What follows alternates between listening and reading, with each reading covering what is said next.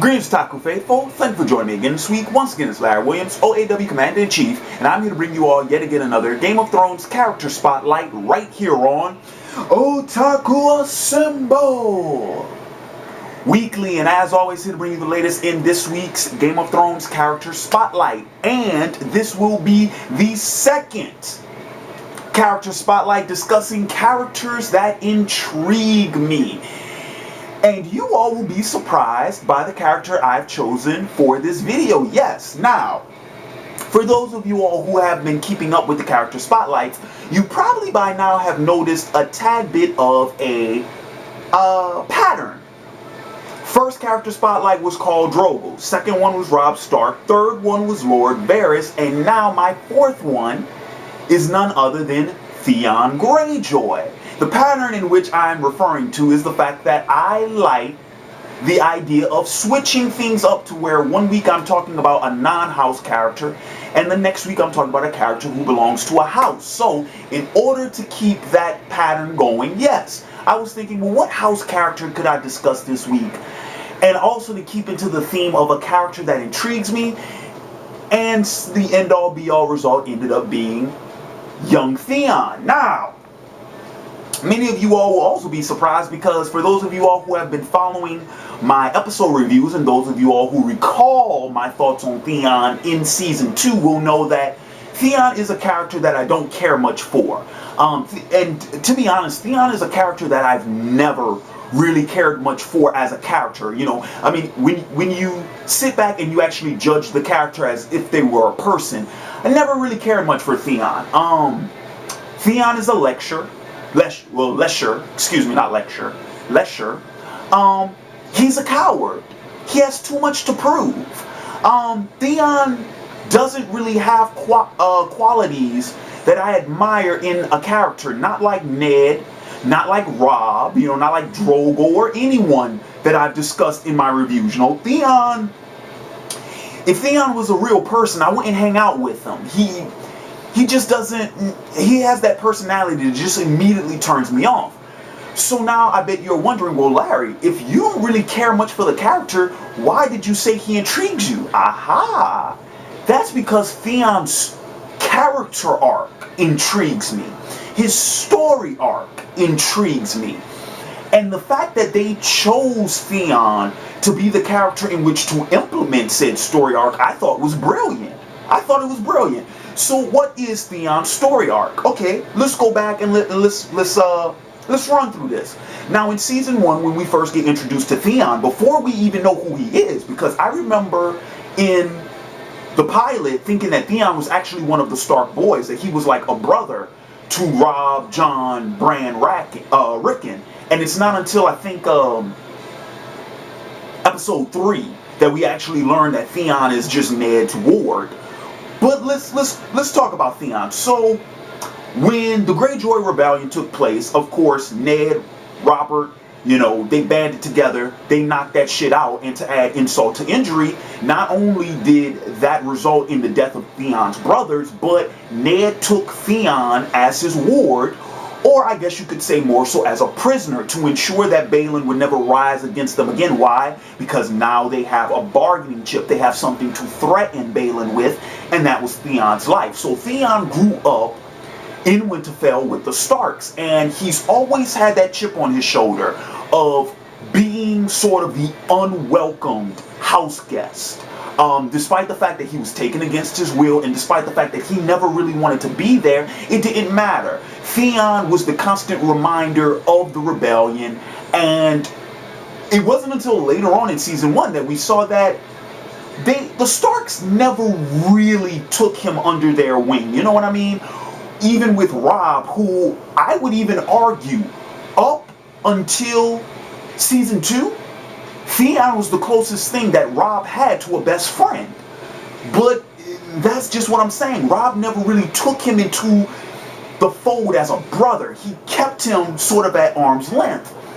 And we saw that you know, it took a toll on Theon. So then, when we get to Robb's rebellion, and when we get to, you know, the iconic King in the North scene in the Season 1 finale, before Theon pretty much pledged his loyalty to Robb, he asked him, "Am I your brother forever and always?" And Robb said yes. And then that's when Theon, pledged his loyalty to him. And I remember being so gung-ho about that going into season 2, because I was like, yeah, Robb and Theon are gonna team up and they're gonna fucking manhandle this shit. They're gonna go all out.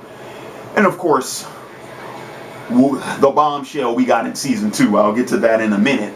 But see, even to that point, Theon, once again, he was still a character that I never really cared for. At that point in time, I thought him best as a supporting character.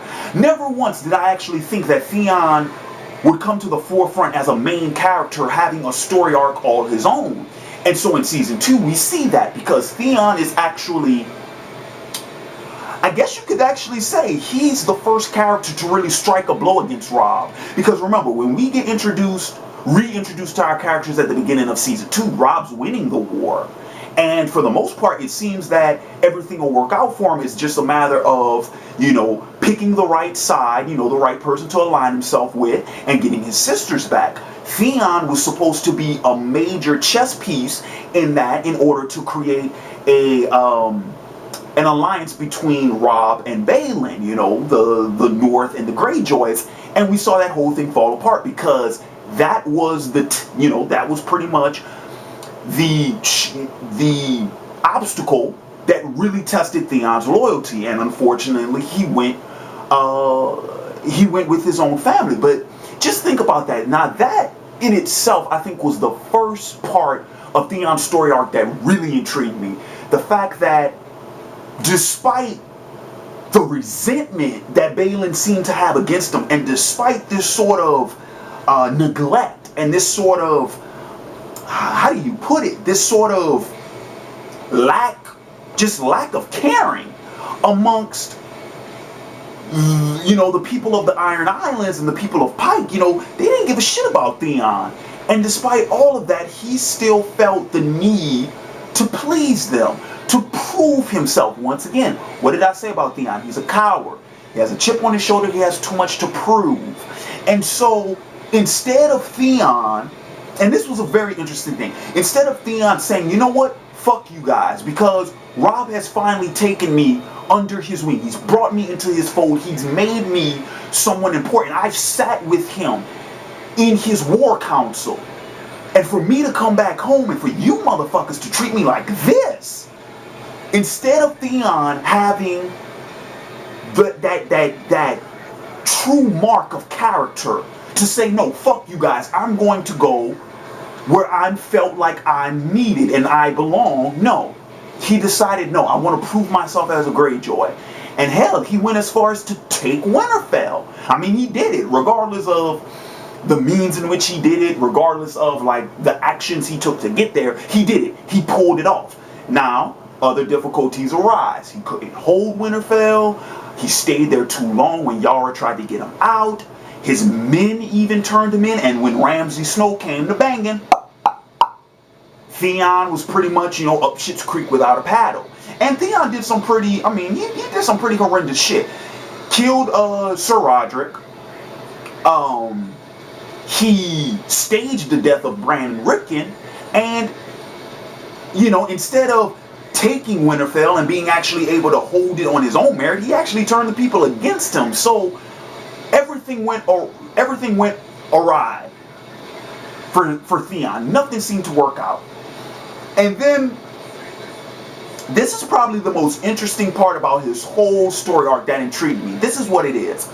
Now, I said in my season 2 finale review, when Theon, tried to rally his men and instead they knocked him out and he vanished. I thought Theon's story could have ended there. I really did. Because like I said, up to that point, Theon, while he became a main character, I still felt like he wasn't compelling enough. He wasn't big enough. He wasn't significant enough to really sort of cement his place as a main character yet. And so I felt like his story arc could have ended there. But to find out that Theon survived, to learn that he actually survived, and that he had been taken captive in season 3, then that's when I started kind of looking like, okay, what's going on here, because, you know, now we're talking about a character that I had sort of written off, but he's still around. Now, granted, of course, you all who have seen my Season 3 reviews know that I didn't really care much for Theon's storyline in Season 3. Actually, I think it was very, very mishandled. Now, that's not to say that the whole idea of him being captured and tortured wasn't interesting. I thought, what better way to treat a mutineer like Theon, pretty much, a deserter, a betrayer, a Judas in sense, what better way to, you know, punish him? Yeah, okay. But the fact that his entire story arc in Season 3 was focused around his torture, it didn't really amount to much, and the fact that it started with Theon finally lamenting for what he did. We did see that at the end of Season 2 where when he was talking to Maester Luwin, and he was talking about how he sort of had regrets for what he had done. And Maester Luwin said, well, maybe you should, you know, take the black and whatnot. I thought that would have been very interesting. I just want to throw that out there. That was a story, that was a potential path for his character arc I would have been much more interested in seeing. But then when we open up Season 3 and he's finally lamenting about what he had done and sort of reflecting back on Ned, and that was another thing, the fact that he was thinking of Ned when he was lamenting, I saw the spark of some serious character change that was going to arise in Theon, and then of course that did not pay off at all in Season 3. Now granted, Season 3 is just half of a novel, but from what I heard, what we're getting with Theon now isn't even in the third book. Or, well yeah, this second portion of it isn't even in the third book. That's neither here or there.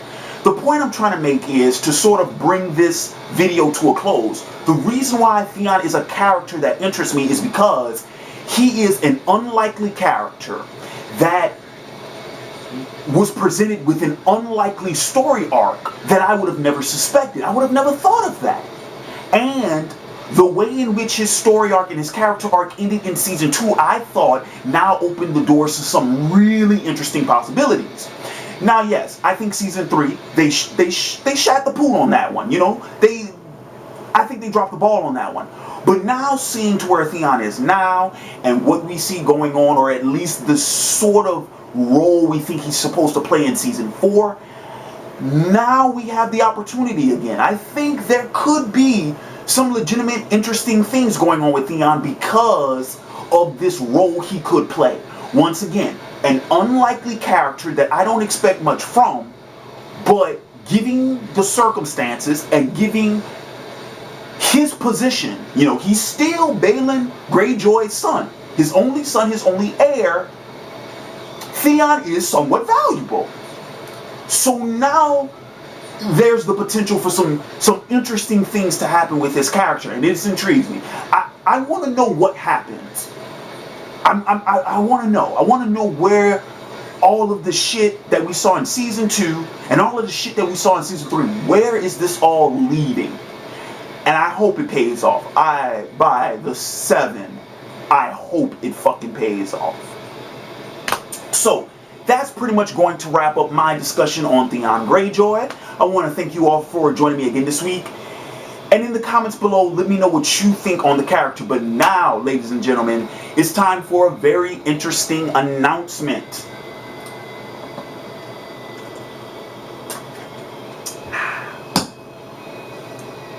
With episode 5 premiering well, I guess it'll be tonight because this video is going up on Sunday. With episode 5 premiering tonight, we have now reached the halfway mark in Season 4. And now what I want to do, this being my 4th character spotlight, before I do my character spotlight for week 5, I want to introduce a brand spanking new contest that is going to be held well, not both actually, on all 3, on the OAW YouTube channel, on the OAW Facebook page, and then last but certainly not least, the Game of Thrones TV room on Beamly.com. Ladies and gentlemen, what I am talking about is the Spotlight Sweepstakes, and this is how it's going to work. For the next 3 weeks, you all, the viewers, will have the opportunity to suggest characters for me to discuss in the next Game of Thrones character spotlight. But this is how the sweepstakes is going to work. In week 1, which will be this week, in this video, those of you all, the Otaku Faithful, my viewers on YouTube, in the comments below, leave suggestions for a character for me to discuss next week, and then thumb up the character you want to see me discuss. Whoever gets the most thumbs up is the character I'll discuss in next week's video. But this is where the beauty of the sweepstake comes into play. Whichever one of you commenters are the ones who get the most thumbed up suggestion, you will enter a raffle that will meet its conclusion at the end of this season. And this is how the raffle is going to work. So this video, leave comments, those of you on YouTube, what character you want to see next week, thumb it up. Now, the person who, like I said, who gets the character with the most thumbs up, you will be the winner for this week. I will discuss your character next week. This same thing will occur next week and the following week, except for the later 2 weeks, they will be exclusive to Facebook and then exclusive to the Game of Thrones TV room. And what's going to happen is, after the next 3 weeks, after I have done a character spotlight based off of the most popular character on the YouTube channel, the Facebook page, and the Game of Thrones TV room on Beamly.com, respectfully, the 3 of you guys will then enter a raffle where I will select the person at random, and whoever the winner is, you will, number 1, single-handedly select the character that I will discuss in my week 10 character spotlight, and you will earn a guest spot on my episode 9 Small Council live hangout discussion. And that, ladies and gentlemen, will be the character spotlight. Spotlight sweepstakes. Sorry. The character spotlight sweepstakes. So, now that that's been announced, please, week 1 of the sweepstakes, this is the YouTube week. In the comments below, leave your suggestions for the character spotlight next week and thumb up the ones you want to see. And remember, whoever gets the most thumbed up character, you will be the winner and you will enter the sweepstakes. And with that being said, this has been Larry Williams, OAW Commander-in-Chief, signing off. And until next time, peace.